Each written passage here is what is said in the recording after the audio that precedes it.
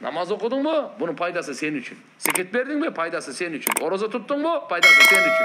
Çın söyledin mi? Paydası senin için. Küçpeyilsin mi? Paydası senin için. Tekeversin mi? Ziyanı senin için. Sarangsın mı? Ziyanı senin için. Allah subhanahu wa ta'ala bunu açığını aytıp koydu. İn ahsantum li anfusikum. Жақсы iş kılsaňar özüňörgө, paýdasyny özüňөр üçin. Laha ma kasabat wa alayha ma iktasabat.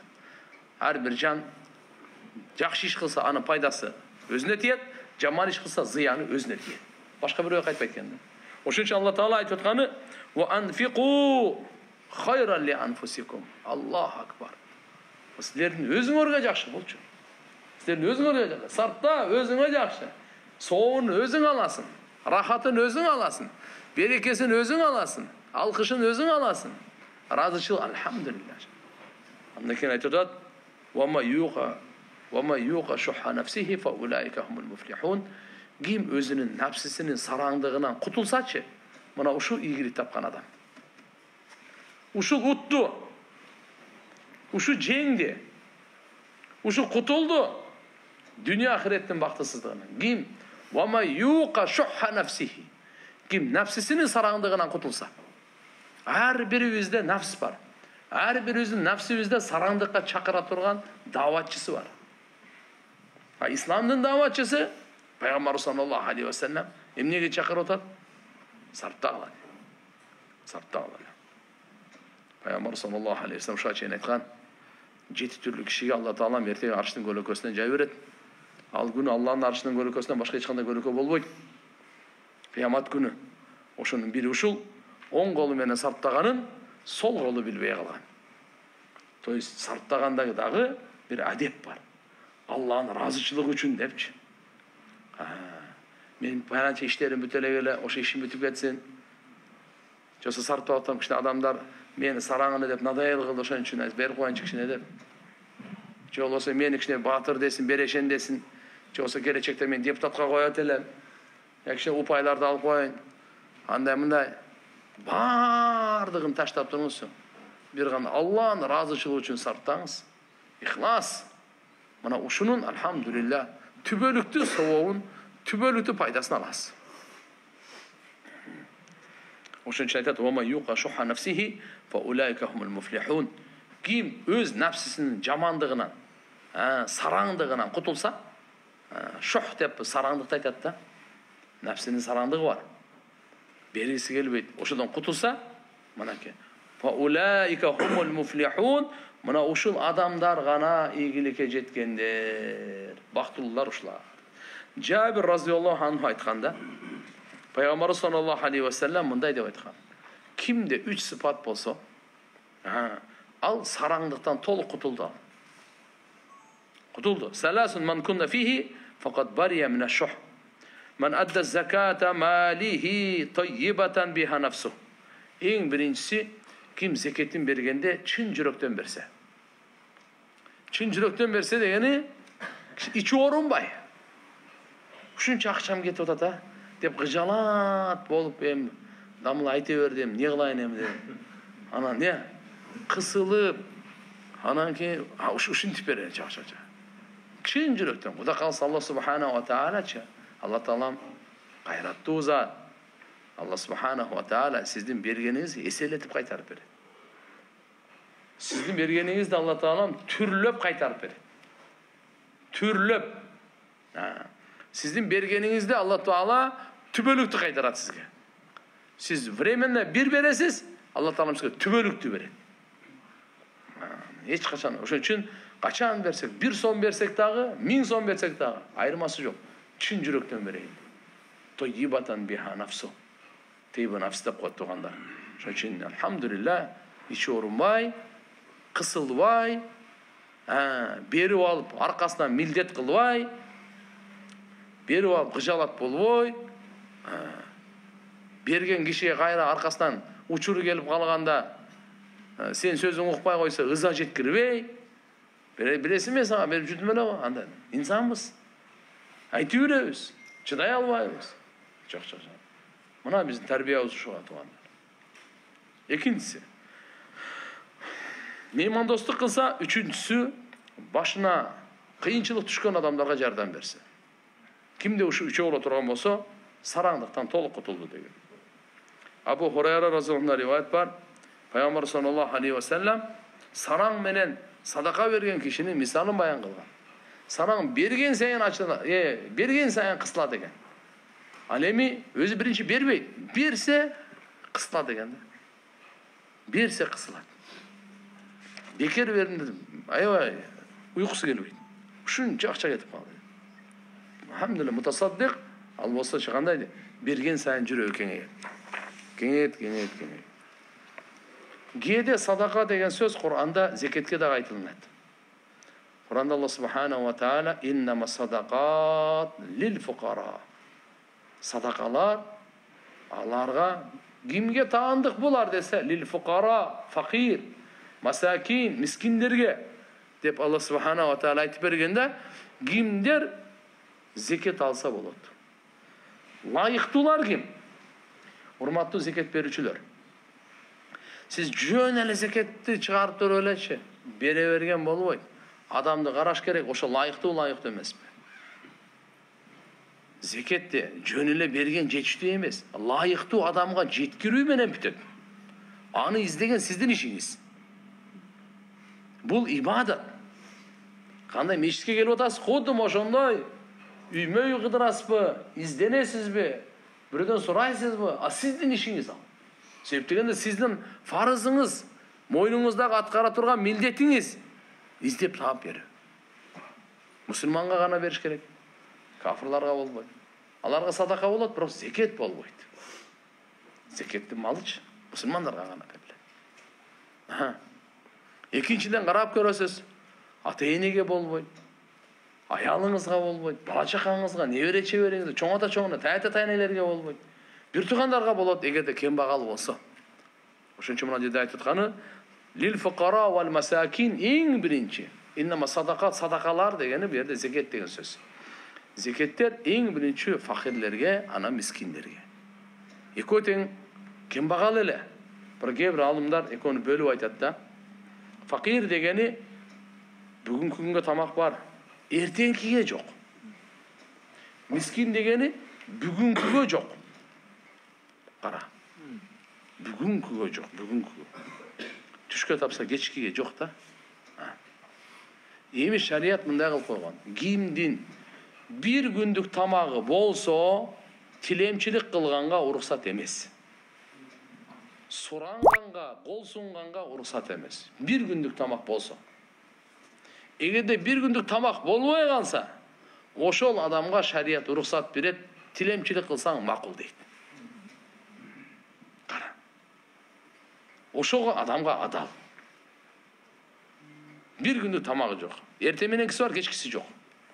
Эгерде бир күндүк барбы, 24 сааттыкы барбы, всё. Сураганга уруксат эмес экен. Тилемчилик кылганга уруксат эмес экен. Ага адал эмес.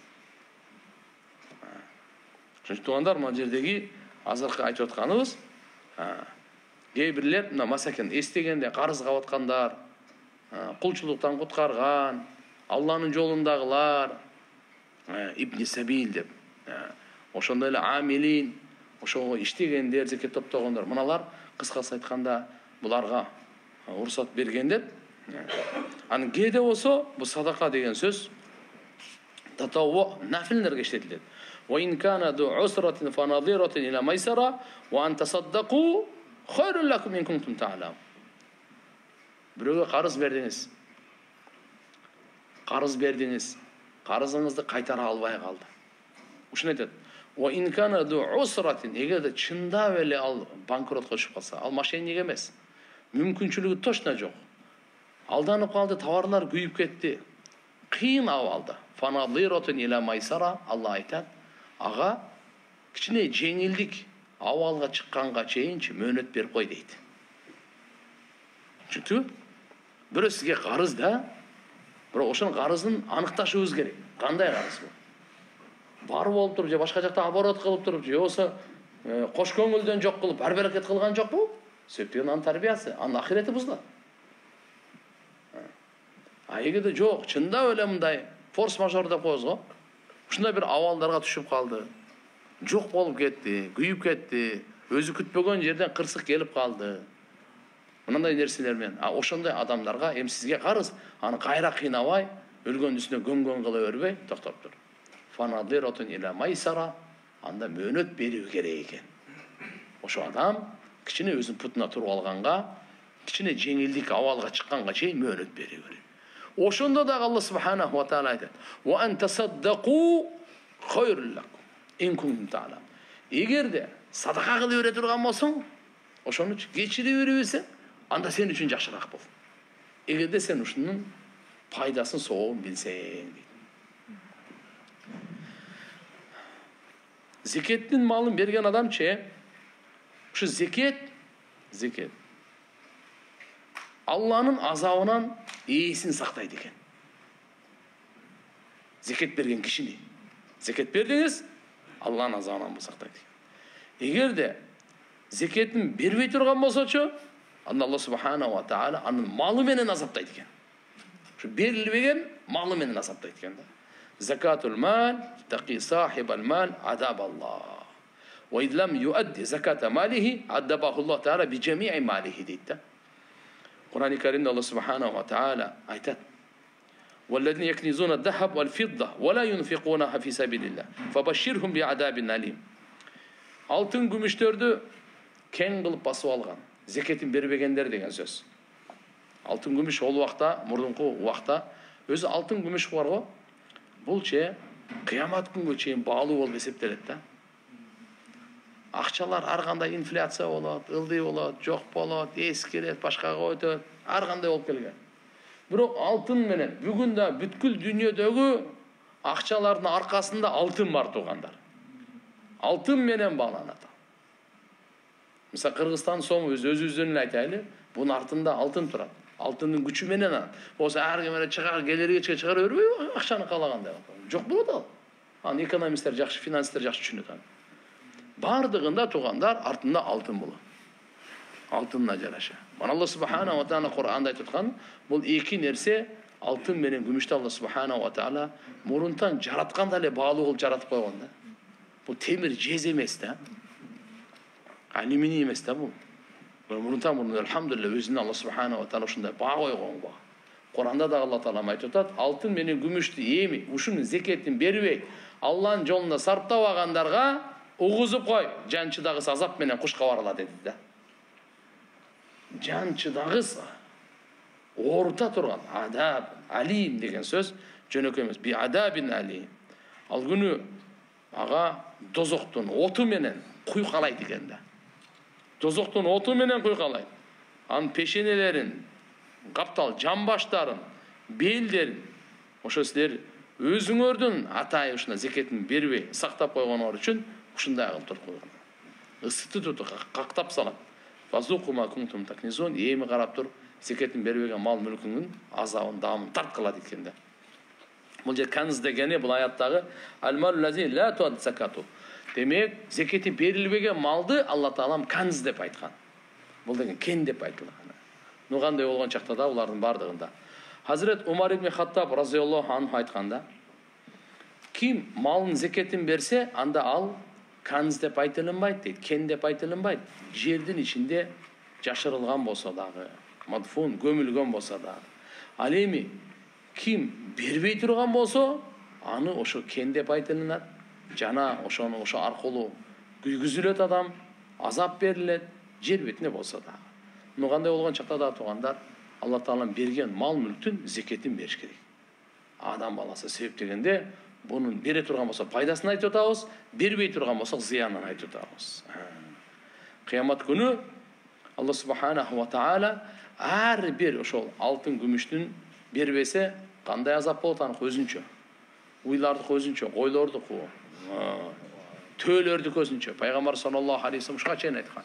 Ай, төөдөн зекет, эгерде сенин 5 төөң болсо 1 кой бересин. 10 төөң болсо 2 кой бересин. 15 болсо 3, 20 болсо 4, 25 болсо эми 1 төө бересин. 30 уйга 1 уй, орточо уй.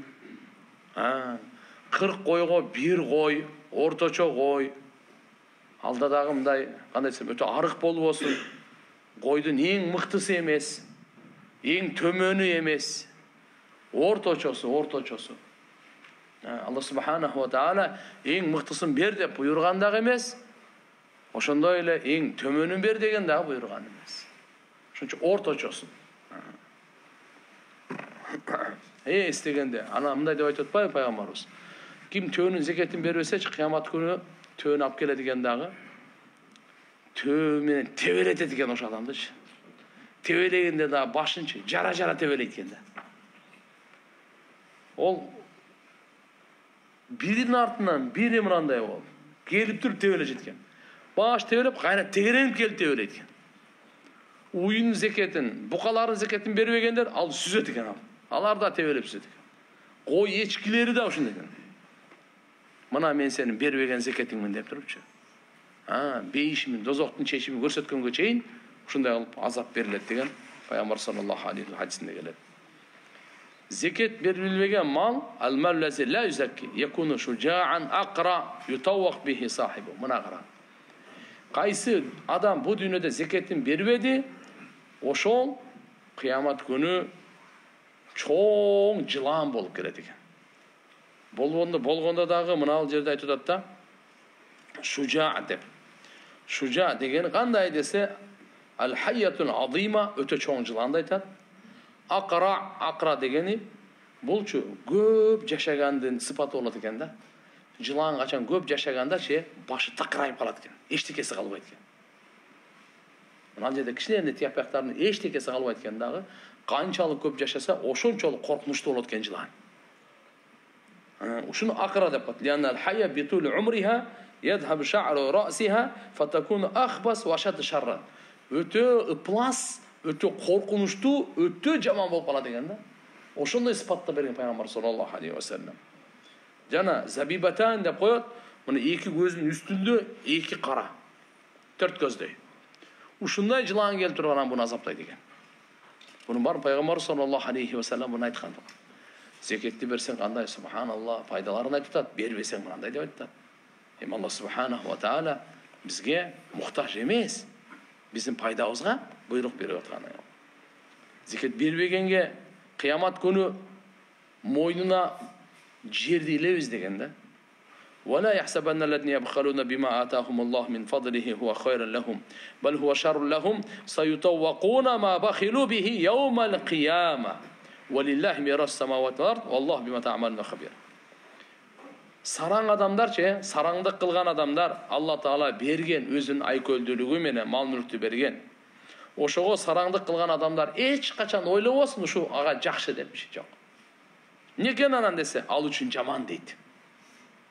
Алла берген өзүнүн айкөлдүүлүгү менен ошого зекетин бербей сараңдык кылган адам, ал ойлобосун, мен үчүн ушу жакшы бербей коюп, өзүм байып бергеним, өзүм жеп жыргай бергеним жакшы деп ойлобосун. Сараңдык кылып атабы зекетин бербей, ал өзүнө жаман дейт. Бал хуа шаррун лахум, жаман ал үчүн. Саютаввакуна ма бахилу бихи яумал кыяма, кыямат күнү ошол берилбегенге мойнуна илип коет экен монда. Кишен кылып салып коет дейт. Мойнуна кишен кылып салып. Аллага таандык, асман жердин мурасы, жана Алла Таала эмнени кылып жатканын баарынан кабардар. Бухари шарифте келет, Абу Хурайра разияллаху анху пайгамбар саллаллаху алейхи ва саллям айткан: "Ман атаху Аллаху малан", кимге Алла Таала байлык берсе, мал мүлк берсе, "Фалам юадди закатаху", ал зекетин бербесе, "Муссила лаху малуху шужаан", анын ошол мал мүлкү зекетин берген эмес да. Ошол чоң жыланга айланат экен тиякта. Акра лаху забибатан. Ушундай уну акра азыр эле айткандай, ушундай аябай уулуу, жамандыгы өтө коркунучтуу, эң карып калган, башы такырайган, ошо эки көзүнүн үстүндө эки кара точкасы, нуктатан саудаван фаука айнайхи дейт, эки көзүнүн үстүндө турганы дейт. Мынантип айтканы. Анан эмне кылат экен десе, кыямат күнү муну мойнуна муунтат экен да. Кишен муунтат го, кишен салып коет го. Ал жөн эле кишен го, тем эле тура берет да. А бул кишендей болуп мойнуна оролуп туруп, анан кысат экен да муну. Айтат экен: "Ана малук, мен сенин байлыгыңмын" дейт экен. ana kanzuk, men senin keningmin deytken. Keyin Allah subhanahu Peygamber sallallahu aleyhi ve sellem Allah Teala'nın azırkı ayetini okup berdi. Fi unuqi Yahya Şuja'ın bir rivayatta moynuna oralat dep aytılgan İbn Mas'ud'un rivayatında. Emi zekat toğanlar hisanatul mal, zekat bergen adam qanday bolat dese, mal mülkün sak bolat eken. İbn Mas'ud radhiyallahu anh rivayet Peygamber sallallahu aleyhi ve sellem aytgan: "Hassinu amwalakum biz zakat." Ey toğanlar, mal mülküңөрдү zekat berip korgop algıla. Mal mülküңөрдү zekat berip saktap kalgıla. Zekatın bersen kalgan mal mülkün saktalıp kalat. Hassinu degeni çeptep koygula degen söz. Emne gerdi? Mal mülküңөрdү çeptep salgıla. Emne menen? Zekat menen. Zekat berip koy versen tak. Kalganı çeptin içinde olup kalat eken da. Sak bolup kalat eken. Saktanıp koyga, saktap koyga. Wa dawu mardakum bis sadaqa. Oorulu adamdardı, ooruluңарды, больнойлоруңарды садака менен дарылагыла дейт. Неме дарылага дейт? Аптека? Yo, sadaka berip. Ошол жерде алхамдулилlah туган уруктар бар, бебешаралар бар, көчөдөгү. İsteyiniz, толуптур азыр. Машаалла, бирөө ооруп калса садака бериң, сразу садака бериң. Биринчи дары сиздики садака болсун. Биринчи дары не болсун э? Анан антибиотиктерге. Birinci sadaka. Peygamber sallallahu aleyhi ve sellem aytıyor bunu. Tuğan. Nere oldu? Vadavu mardakum. Marid degenden cami marda. Şu oğrulu adamların ardı. Oğrulu adamların. Ataң bu, apaң bu. Ayal bir tuğan bala çakaң bu, dosuң bu. Kim oğru adan? Oşoğu Allah Teala'dan şifaat edip, anı darılagıla deyip, sadaka verip. Ne deydi? Oşun için aytık ozan, elhamdülillah, bu bugünkü жаңы söz емес туған. Адам атадан бері келатқан söz. Қан шығарып, садақа беріп, Аллада шипат елеген, бұл адам атадан бері келатқан iş. Шын иншалла, бұл садақа беріп тұрыш керек. Садақа беріп тұрыш керек туғанда. Бәле кетеді. Келген бәле кетеді, келелек ош жерден эле кетеді. Келіп қалған бәле бар ғой, алда кетеді. Gelelek bana mi geletam degen o жерден эле nari ketти. Subhanallah, alımlar жазышкан садака кан чыгаруу бар го, капыр кылса дагы пайдасы жеткен ошо. Мусульман тем более да. Пайгамбар айтат: "Вадау мардакум би садака." Силер оорулуу адамдарыңарды садака менен дарылагыла. Да, зекетиңерди эмне менен сактап калгыла дейт? То есть мал мүлкүңөрдү. Zekat, mına biz. Zekat bermegендиктен анан кийин канча башыбыз калып отур. Андан кийин айтат: "Истaqbilu amwajal bala bid-du'a wa tadarru." Allahu akbar. Sizler mına bale, fitnalar, жамандыктардын толкунунчу дуа менен күтүп алгыла дейт. Tadarru, жалбырап, өзүңдү Алла Таалага bir бечара, muhtaç alıp dua menen, ушу эки нерсе. Дуа, тадарру, эки нерсе менен. Күтүп алгыла дейт. Нени? Амважал бала дейт. Жөнөкөй эле эмес. Чоң толкун. Эмнен баленин толкуну. Кырсыктын толкуну. Кайгынын толкуну, сыноонун, жамандык нерсенин толкунун күтүп алгыла дуа менен дейт. Келе турган болсо, дуаны кой бергиле бияка да отуруп да. Tadarrunu koy vergili Allah'ın aldın. Ve a'iddu lil bala dua gebilir.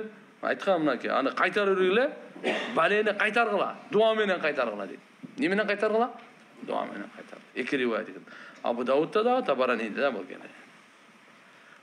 Kıyamet günü kembagaldarçı, baylardan özünün akıllarını soraydı eken. Ya Allah, mına bizdi o kembagal kılıp jarattın. Mına baylar, bulardı bay kılıp jarattın.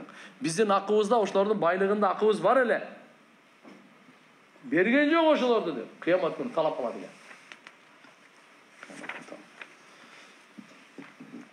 Ve fi amwalihim hakkul lisail vel mahrum.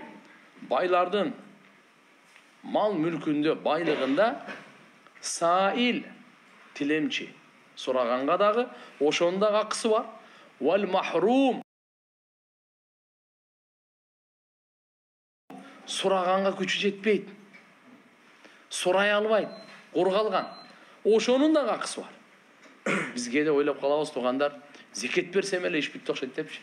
Жоқ. Зекет ал міндетті. Хочешь не хочешь сөз беріш керек тұрғаны бұл. Зекет бұл. Алланың фарызы бұл. Андан сыртқары дағы садақа беріп тұрайлы. Себеп дегенде саилдерден, азырқындай сұраушылардың, тілемшілердің ақысы бар екен. Біздің мүмкін азырақ болса да, қандай оғында дағы, ошолорду Алла Таала мындай қылғанда, қараңыз. 40-тан бірін қылғана, зекет қаншадан біркен? 40-тан бір. Болғанда да 40-тан бірі, бір жылда бір жолы. Сіз бүгін азыр зекетте, альхамдулилля, 300 000 сомыңыз бар. Сізге зекет фарыз болды. Бірақ азыр емес. Емдігі жылы 15 октябрь. Жоқ, 16 октябрь бүгін. Емдігі жылы 16 октябрьда бересіз. Bir жылдан кейін. Қарач, сіз bir жыл оборот қылып көріңіз дағы. Емдігі жылы қоқыс 15-16 октябрьға чейін 200 000 сом болып қалды. Зекет бербейсіз. Зекет бергеннен стройына шығып кеттіңіз. Егер емдігі жылға чейін дағы ұшыл. Çünkü azayбай, наоборот, көбөйсө, же болсо орында турда турмаса, болды, эми зекет бересиз. Bir жыл айлангандан кийин Алла Таала данышман 40-тан бірін кылып турупчу, ошол берилген мал менен кембагалдардын кажети бүтөт. Эгерде Бишкек шаарынын байлары зекет бере турган болсо, Кыргызстанда кембагал калбайт. Бедность деген жоюлат. Чакырчылык деген болбойт Кыргызстанда. Байлар зекетин берсе, байлардын байлыгына береке кошулат.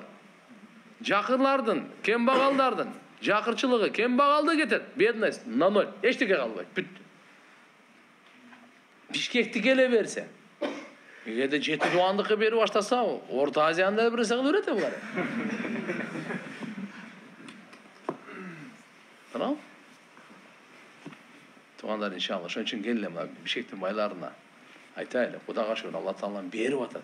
Жок дебечи, жок, мыякамда берди ғой, берип аткан алхамдулилля, эми берем сенде.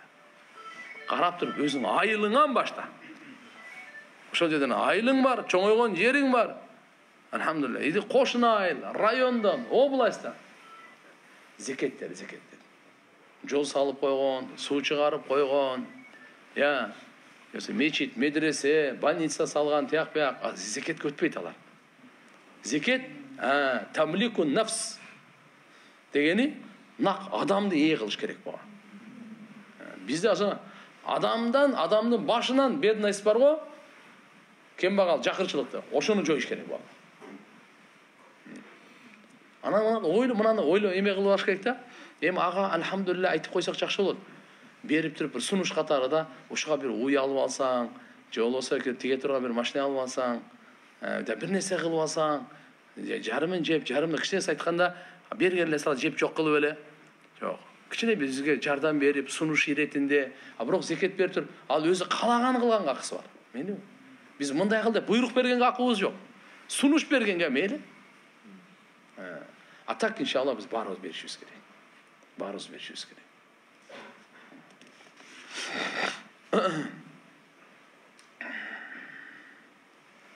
Ali Razıyallahu anh aytkanda Peygamber sallallahu aleyhi ve sellem mınday degen ekan: "İnna Allaha farada ala aghniyal muslimin fi amwalihim bi qadri ladhi yasla fuqarahum." Allah Taala musulmandardın baylarına baylığında uşunçalık ölçömdü farız kılgan kembagallara жетишти. Kembagallar жетишти. То есть кембагал калбайт деген сөз болду. Кембагалдарга жетишти. Алардын рызкысына жетишти. Алар ачка калбайт, көчөдө калбайт, жылаңач калбайт. Жок. Аларга жетишти. Ушу 40-тан бири ашыгы менен жетишти. Жетет.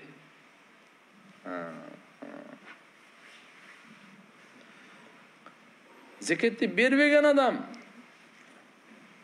дүйнөдөн кайтып аткан учурда дүйнөгө келсем зекетими берип кетсем деген актиңде болот экен.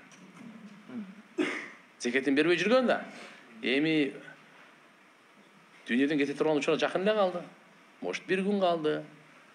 Может biraz сааттар калды. Ошол учурда акыл эси жайында барып все равно. Кичине эсинен келип кетип атат. тияктан вызовтар келип атат. Акырын. Ошондо ана бул аттиңди эйткен да. Аха, бияка кайтсам, зекетин берсин. Ну поздно уже. Сенин арманың уже даже ушундай да айтат да биздечи, шариатта пайгамбар саллаллаху алейхи вассалам айтканда, тигиге буну берип кой, ага берип кой, буга берип кой, айтпай эле кой, уже аны ардыкы. Сен кетип атасың, эмне кыласың сен? Сен айтпасаңдар аларды. Ошон үчүн мисалы мураста кур калтырыш үчүн бербей, пананчага садака кылып буга бер десең өтпөйт ал. Өлүм төшөгүндө өтпөйт бул. Ошон үчүн иншалла туугандар, мынакей пайгамбар саллаллаху алейхи вассаламдын Алла Таала Кур'анда айтат мындай дейт. Wa anfiqu mimma razaqnakum min qabli an ya'tiya ahadakum al-maut fayaqulu rabbi lawla akhartani ila ajalin qarib fa asaddaqa wa kum min as-salihin. Allah Taala мощный чагылдырып берип атат туугандар. Айтып атат, силер биз берген малдан сарптагыла, зекетин бергиле, садакасын бергиле, үшүрүн бергиле. Силердин бирөөңөргө өлүм келип калаардан мурда. Эгерде өлүм келип кала турган болсо эмне болот? Фаякулу, ал айтат экен мындай деп. Робби, о жаратуучум, Робум, эгерде мени жакыныраак бир кичине ажалымдычы, лаула ахартани кечиктиргениңде, бир аз жакын убакытка чейин садака берип, жакшы адамдардын катарында болсом гана дейт экен аттиң деп. Аттиң дейт экен. Садака берсем дейт. Фа асаддака мынакей. Субханаллах, садака берсем дейт. Агай мусулман бир туугандар, ошон үчүн кимге Алла субханаху ва таала байлык берген болсо, биринчи Аллага шүгүр кылыш керек. Алхамдулилlah, мени Алла таалам жакырчылыктан куткарды. Эми ошонун акысын шүгүрү мына Алла таала фарыз кылган экен, зекеттин санаңыздагы берип коюңуз.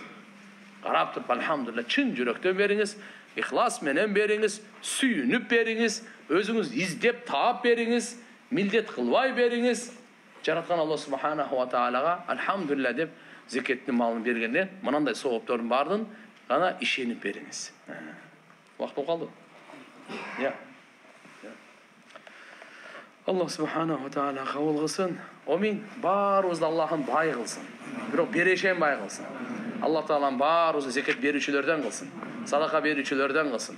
Ким зекет садака берип жүргөн болсо Алла таалам эселетип кайтарып берсин. Аллахым ахиреттин дагы дүйнөсүн дагы оңдосун. Алла таала мооруларга шифа берсин, элибизден жакырчылыкты жойсун. Бардык адамды Алла субханаху ва таала курсагын кылсын. Адалдан рызкыбызды берекелүү кылып берсин. Эч кимге кор зар кылбасын. Амин. Бирахман.